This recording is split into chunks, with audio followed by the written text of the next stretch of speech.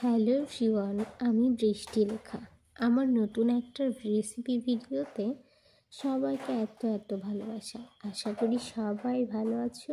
আলহামদুলিল্লাহ, আমিও ভালো আছি। গতকাল রাত থেকে ঝুম বৃষ্টি, যেন থামার নামই নেই। তবে এমন বৃষ্টির মধ্যে ডিফারেন্ট কিছু রেসিপি তৈরি করে খেতে বেশ মজাই হয়। তো চলুন দর্শক, শুরু করা যাক মজার এই মুরালি বা গজা রেসিপি। এই মুরালি বা গজা রেসিপি তৈরির জন্য আমি একটা বাটিতে 2 কাপ মতো ময়দা, কালো জিরা, লবণ, কিছুটা সাদা তেল দিয়ে বেশ সুন্দরভাবে ময়াম করে নেব। এখানে আমি সব কিছু দিয়ে দিয়েছি। খুব একটা পরিমাণ বা মেপে নিইনি, হাতের আন্দাজেই নিয়েছি এবং এগুলোকে খুব সুন্দরভাবে ময়াম করে নেব। এই তো আমি যেভাবে মাখাচ্ছি, আলতো হাতে এভাবে আস্তে আস্তে করে আপনারা ময়দাটা বেশ সুন্দর করে মেখে নেবেন। ময়দাটা এভাবে মাখতে মাখতে যখন দেখতে পাবেন ময়দাটার হাতের মধ্যে মুঠ করলে এরকম ভেঙে যাচ্ছে না, হাত দিয়ে ভাঙতে হচ্ছে, তখনই বুঝে নেবেন ময়াম করাটা বেশ সুন্দর হয়েছে। এভাবে করে আমি বেশ কিছু সময় ধরে মাখিয়ে নিচ্ছি। এরপর আস্তে আস্তে এর মধ্যে একটু পানি দিয়ে দেব। বেশি পরিমাণে দিব না, যেহেতু তেলের পরিমাণটা একটু বেশি দিয়েছি, এখানে পানি খুব বেশি লাগবে না, পানি সামান্য দিলেই হবে। আমি পরিমাণ মতো পানি দিয়ে আবার এই ময়দাটাকে বেশ সুন্দরভাবে মাখিয়ে নিচ্ছি। এভাবে মাখতে মাখতে যখন দেখবেন হাত থেকে ময়দাটা বেশ ছেড়ে যাচ্ছে, তখনই বুঝে নেবেন ময়দাটা মাখা হয়ে গেছে। এখন আমি এই ময়দাটাকে 10 মিনিট মতো রেস্টে রেখে দেব। 10 মিনিট রেস্টে রেখে দেওয়ার পরে ময়দাটার অবস্থা ঠিক এরকম হয়েছে, বেশ অনেকটা সফট হয়ে গেছে। এখন এই ময়দাটা আমি একটা মিডিয়াম পুরোতে বেলে নেব। খুব বেশি মোটা বা পাতলা করা যাবে না, তাহলে খেতে ভালো হবে না। মোটা করলে আপনার মুচমুচেটা হবে না, আবার বেশি পাতলা করলেও খেতে মুরালি বা গজার মতো মনে হবে না, তখন আবার নিমকি টাইপের হয়ে যাবে।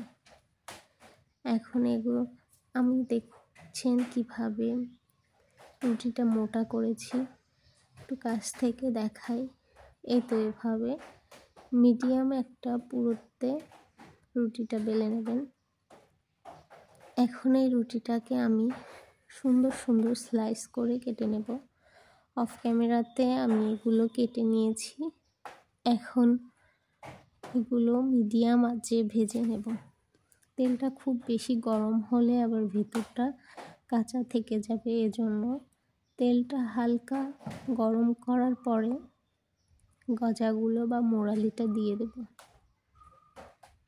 দেখতেই পাচ্ছেন আমি তেলটা ঠিক কতটা গরম করেছি। আমিও যদিও চুলায় ভেজেছি, তবে জালটা খুব বেশি জোরে দিইনি। গজাটার কালার যখন চেঞ্জ হয়ে আসবে, দেখুন কি সুন্দর দেখাচ্ছে। এভাবে করে আস্তে আস্তে জালে বেশ লাল লাল করে ভেজে নেব।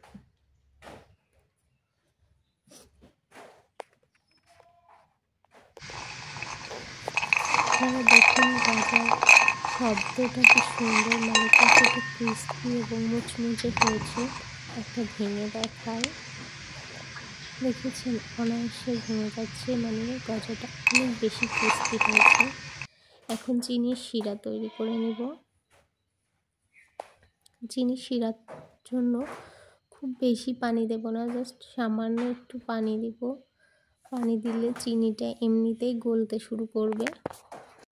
বেশি পানি দিলে আবার ক্যারামেল হয়ে যাবে। আমি হাতে নিয়ে একটু দেখাই, যখন চিনিটা হাতের সাথে এইভাবে আঠা আঠা হয়ে লেগে যাবে, তখন বুঝতে পারবেন যে আসলে চিনিটা শিরা তৈরি হয়ে গেছে। এর মধ্যে গজাগুলো ঢেলে নাড়াচাড়া করতে হবে।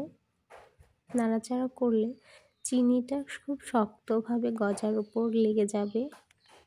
তখন একদম উপরটা সাদা সাদা, ভিতরটা ক্রিস্পি, বেশ মিষ্টি মিষ্টি একটা ভাব চলে আসবে। এই তো কথা বলতে বলতে দেখুন আমার গজাটা প্রায় রেডি। এখন চুলা থেকে নামিয়ে নেব। আমার রেসিপিটা কেমন লাগলো? আশা করি সবার খুব ভালো লেগেছে। যদি এরকম রেসিপি আরও পেতে চাও তাহলে আমার চ্যানেলটা সাবস্ক্রাইব করে দেবা এবং অবশ্যই লাইক কমেন্ট করবা। কেমন হয়েছে সবাই কমেন্ট করে জানাও। আল্লাহ হাফেজ, আজকে পর্যন্তই। তবে এই গজাটা যদি তুমি বাসাতে রেখে খেতে চাও তবে 1-1.5 মাসের মতো সংগ্রহ করতে পারো। তো আল্লাহ হাফেজ।